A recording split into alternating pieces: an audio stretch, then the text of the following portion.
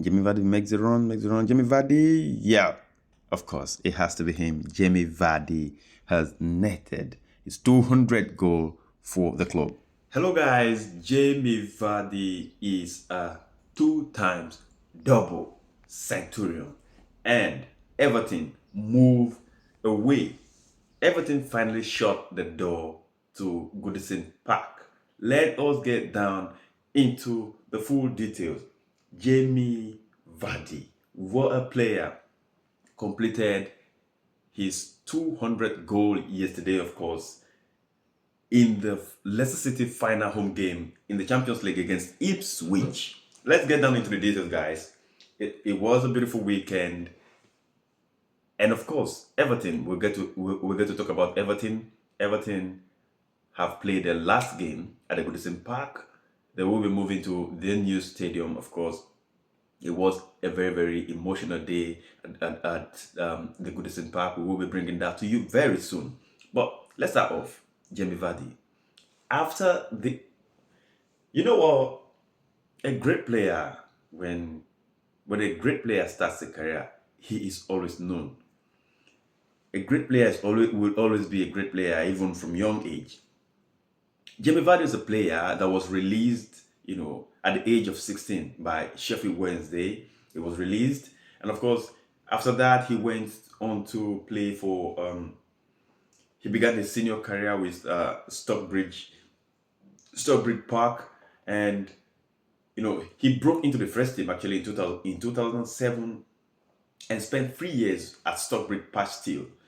After playing 3 years at Stockbridge Park Steel, which he actually went on to debut 25 goals in that season. In his first season, he scored 25 goals. After Stockbridge, he moved on to the Northern Premier League division before moving to Fleetwood Town, where he recorded a 31 goal contribution at Fleetwood Town before finally making the move from Fleetwood Town to Leicester City for an undisclosed amount of £1 million. My people, I said, Jamie Vardy was bought from Fleetwood Town for £1 million, an undisclosed fee for that matter. And the rest was history. The rest is history. This one came into Leicester City. We all know how he came into the team, in 2014, and in the 2015-16 season, went on to win the league, scoring in 11 consecutive matches, breaking Ruud van Nistelrooy's record, scoring in 11 consecutive matches. Player of the season, voted Leicester City Player of the Season, Premier League Player of the Season, Football Writer Player of the Season. He was absolutely on smooth in the 2015-2016 season, and no team could hold him down. Like Jamie Vardy literally destroyed Premier League. It was the closest team to Leicester City was, of course, Arsenal and Tottenham, where we round about there but of course Leicester was very, very solid in that season, and they won the league. After on, Jamie Vardy still went on to win the FA Cup in the 2020-21 season, again with Leicester City. What a player! What a player! He has been an absolute joy to watch. A joy of a striker. If you love football, you'd never want to hate on this guy. He literally bullies every team. Every team he plays against, he bullies every team. But you never want to hate on him. Like, what a striker! And it is one of the surprises. This is one of the surprises. And football doesn't stop surprising you if you watch football. It doesn't just stop surprising you. Like a striker like Jamie Vardy, you didn't see when after Leicester won that league. I remember players have been taken away from Leicester City, the likes of N'Golo Kante, Morgan, all of these guys, Drinkwater. Everything actually was admiring him, but no team actually went out, broke the bank, gave me Jamie Vardy. No one actually went. And he's been absolutely consistent even after that again, since 2016 till date. he was still scoring goals. We're going to get to that place where he was talking about he knew he was going to score at this last game, and of course, big up to everybody, his ex teammates won the Premier League together. Most of the ex teammates were there, to celebrate with him. It was an absolute joy. It was an absolute joy. Jamie Vardy finally leaves Leicester City as the GOAT, the greatest ever Leicester City player, the greatest ever player to ever grace the pitch for Leicester City. If you're a Premier League lover, of course, there's one stadium where you go to, you definitely have to be on top of your game, especially if you are the so-called big teams going for the league and all of that. If you're the big teams going for the league, the Manchester United, the Chelsea, the Liverpool, the Manchester City, the Arsenal, if you're going for trophies and you're going to Goodison Park, you have to be absolutely on top of your game. You have to be ready to break down what we call Premier League low block. Goodison Park is a native, is an absolute natural Premier League defensive football. You see, Goodison Park, you see, Everton and Stoke City, yeah. When you want to do like the defense, when you talk about Premier League defense, yeah, these teams, they are the standards. For me, they are the standards. And they have always been like that throughout the years. Everything has been really consistent in the Premier League. They've really built over time. They've developed, very well in the league. They've been so stable. They don't go down. Even though they really manage low funds. They don't sign any big players. Of course, they bring in players, but they don't bring in big players. And unfortunately, last season, injustice, they were actually deducted 10 points. The profit and sustainability rules got them deducted 10 points, and they still managed, to qualify for this season's Premier League. Everton Football Club has been a very standard football club. It's a standard Premier League football club, and of course, it was very emotional. Another stadium yesterday that was in absolute tears. The fans were in tears yesterday. You could see what it meant to them leaving the stadium, and of course, I don't just have to say all of that. Just take a look at this.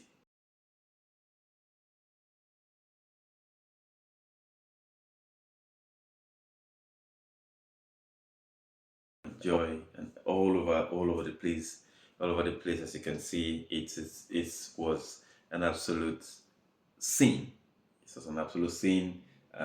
Yeah, and Everton finally leaves Goodison Park, and they will be playing in the new stadium in the 2025-2026 season. What a way to celebrate them. Big up to Everton, and I wish them all the best in the upcoming season. We hope to see even a bigger Everton in the league. So guys, where next can we go? Let's talk about the Arsenal. Let's talk about the Arsenal. You know what I mean? Yeah, Arsenal hosted Newcastle at home at the Emirates Stadium in the final game as well. It was a bit of a farewell game as well yesterday. Yeah? We're going to talk about that soon. A bit of a farewell game yesterday, wishing some players farewell, because obviously there seem to be rumors that some players are leaving Arsenal as well. We'll get to that, but let's talk about the football. That first half, it was really sad. Going to that game, there was nothing in it. And it was sad to even know that we're fighting to keep second place. It was even more sad that Arsenal need to win that game to maintain the second place. Yeah, well, before the game, I said it's actually a must win. Even though it was sad, it was actually a must win, because we need to keep the second place, which will bring that booster, that morale booster. Even if any player is coming in, that player knows he's definitely coming in. He's definitely coming in to move the team from second position to first position. So I think that was, for that reason alone, I actually was behind the team to win the game. And what an absolute shocker! The first half, it was very very sloppy from Arsenal. David Raya distribute. I don't know, that guy was on weed yesterday. He was just giving the ball away to the opposition players. The game started immediately, and Partey just gifted the ball away, and I was like, yo, it's going to be that I don't care, and 90 minutes again. And you could literally see from every player, apart from Leandro Trossard on that pitch in the first half, every other player. In fact, Saka was inexistent. Everyone, like all the Declan Rice, inexistent. David Raya, shocking, was distributing. He was really, really giving an assist, almost half assist to these guys. And you know what I mean? What he was doing, he would give them the ball and then they will come at him, and then he's going to be making the double saves and all of that. Not really double saves, but like picking the ball away. Because that first one, when he gifted the ball, he got the shot, he saved that ball into the air, and then still have to come back and push the ball away like a double effort. You know what I mean? He's, well, I think David Raya is actually a very good goalkeeper when it comes to reflexes. So when it comes to reflexes, if you remember earlier in the season when we played Aston Villa, that reflex with Oli Watkins, oh my God, that was unbelievable. That guy has a very good reflex. He could just save a ball, and even if a rebound is coming, he will be up for it. And that was what he was just doing all 45 minutes, yeah. Gifting the ball away and all of that. The rest of the players inexistent. Leandro Trossard was the guy who was really having a go at Newcastle. If I don't know, I don't know if Isak was there, he would have had a go in the first half, because if Newcastle were more clinical, although they played well. Newcastle played well in the first half, but they couldn't score. And yeah, 0-0 at first half. Second half, the players came in and showed a bit of character. Just it's like the halftime team talk and all of that. I think Mikel Arteta just had to lift the players a bit. And in the 55 minutes, Declan Rice with that goal. And that's exactly what I said. That's exactly what I want to see Declan doing. I mean, the next season has to be a very big season for him. He needs to come out absolutely big next season, because he should be convinced now in himself that he can shoot. He didn't have that before. That confidence wasn't there. Now the confidence is there. He can shoot, and he believes in himself now. You can see the way he takes his shot. One time, goal, like what a goal, beautiful goal. And after that game, of course, after that goal, Arsenal were I think it sparked it lifted the fans a bit. The other players as well lifted some other players as well, and then they steadied the ship. Of course, Kai Havertz has to come in late into the game, about 70 something minutes, right?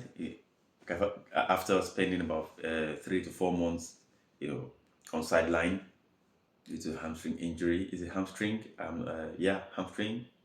Yeah, hamstring, of course.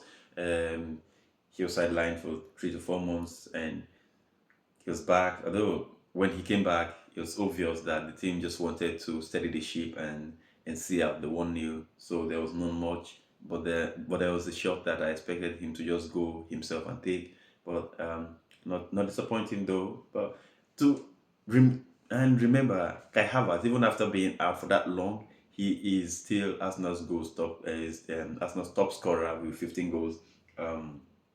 Yeah, but what can you say? It's definitely a poor season for top scorer to be a 15 goals to be on 15 goals is actually not good enough, because definitely if you want to win the leagues, you have to have different players contributing numbers, you know what I mean? But it's what it is. Like I said, the season, we're going to be making a good review of the season very soon, and it's going to come out. You're going to see every details in the season, what happened throughout the seasons. Look out for that video. It's coming out very soon as we wrap up this season. Talking about emotions again, I was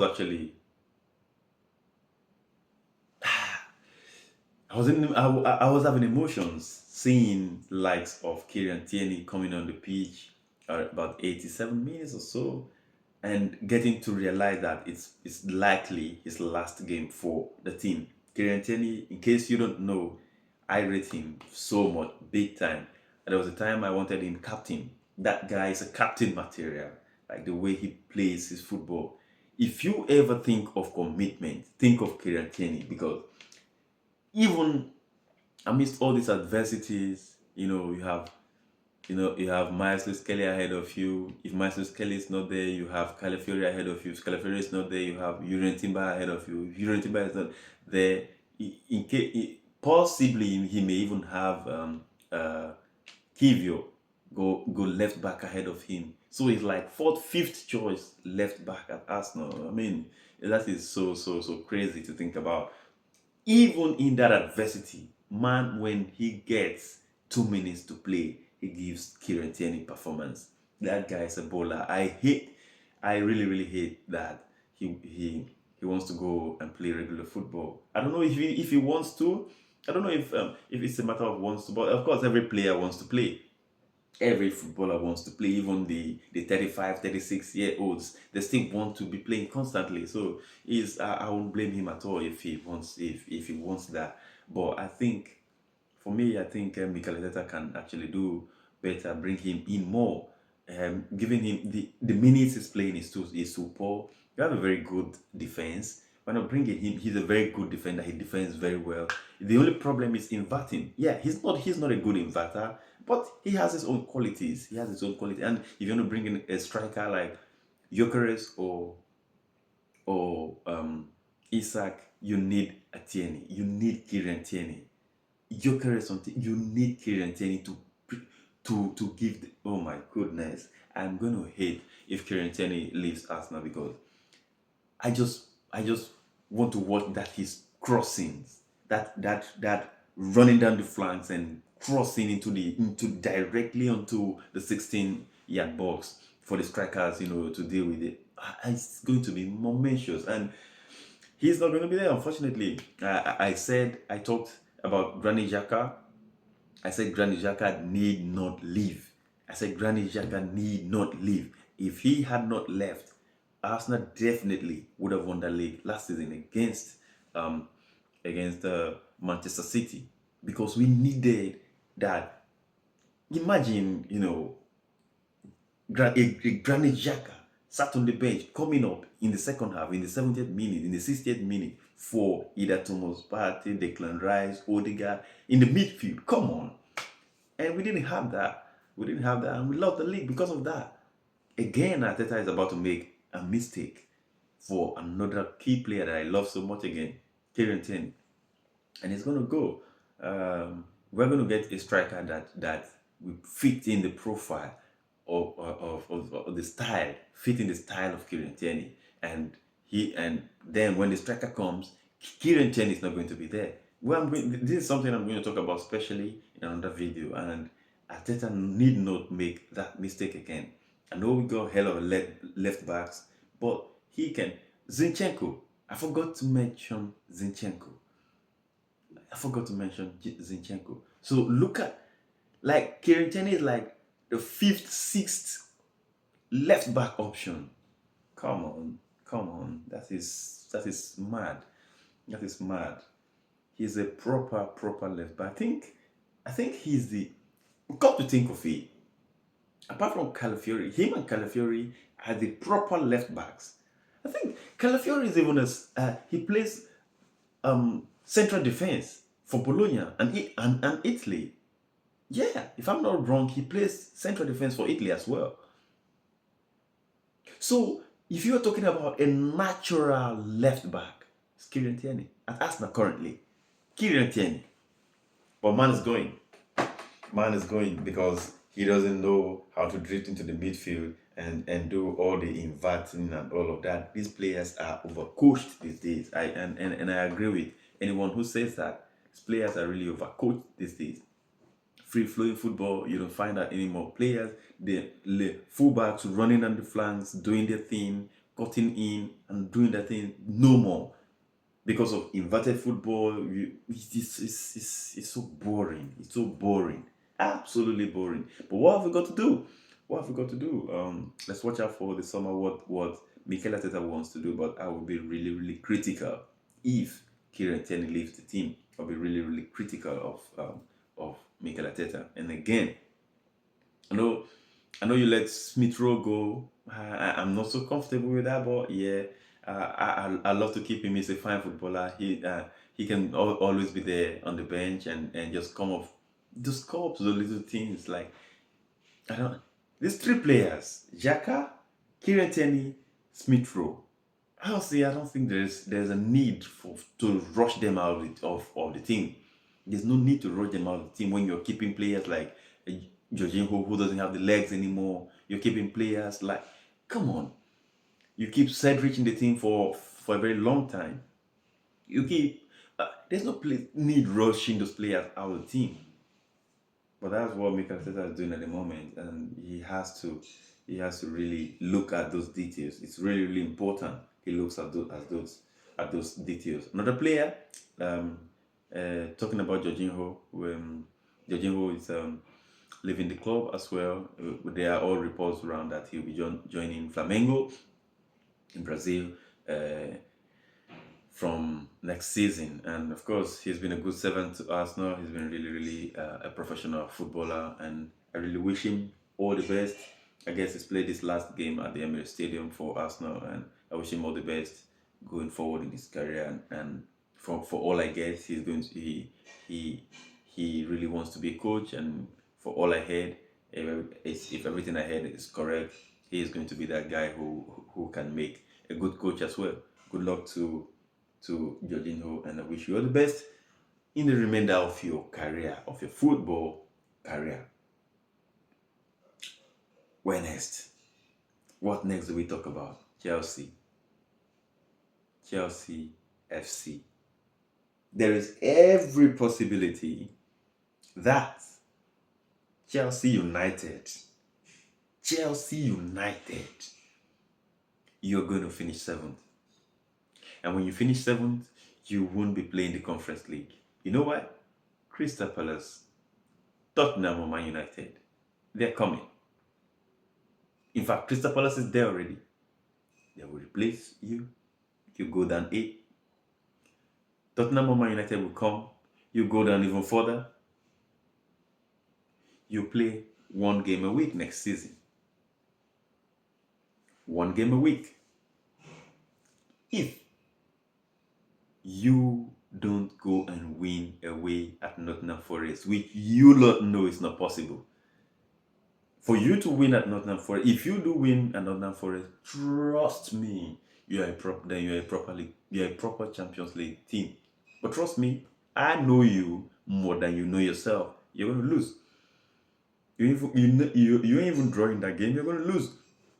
And if Chelsea lose that game and Villa wins Manchester United, which I think Villa is going to win, if that happens, I'm sorry. I am sorry. That means Chelsea, after staying in the Champions League position for the entire season, won't even be playing the Conference League. Oh my God. Oh my. Chelsea currently are 4th on the log, behind Newcastle. Newcastle's 3rd, Chelsea 4th, Manchester City 5th. Of course, Manchester City with a game in hand. They're playing tomorrow. If they play tomorrow and they win the game, they'll be going third position. Newcastle will be 4th, Chelsea back to 5th. And on the last day, if Villa wins United and Forest win Chelsea, 1 game a week next season, what have you got to think about that? And that's why I'm saying, that is why I'm saying that I want Tottenham to win that Europa League. Imagine Chelsea and United. United will be sat 16th on the log. Chelsea 9th, 8th, 9th on the log, because of course Palace and Tottenham are going to occupy those 2 spots again, push them from 7 down again. Oh my days. Oh my days. I'll be loving that. I will be loving that. Well, chat to me, but I mean, again, man coming at me, second again, ole, second again, ole. You, man, are finishing 16th. You shouldn't be chatting with me. I'm way ahead of you. Yes, I finished second again. Arsenal finished second again. Semi-final in the Champions League. It's a place you would dream to be. You would dream to be currently. That's where we are. And that's not enough for us. Like we're saying, we should do better than that. So look at the ambition. The ambition is high. It's right up there in it. So what's man talking about? Maximum points for, you know what I mean? If you're not following this channel, you're watching this video up till now, you're not following, come on.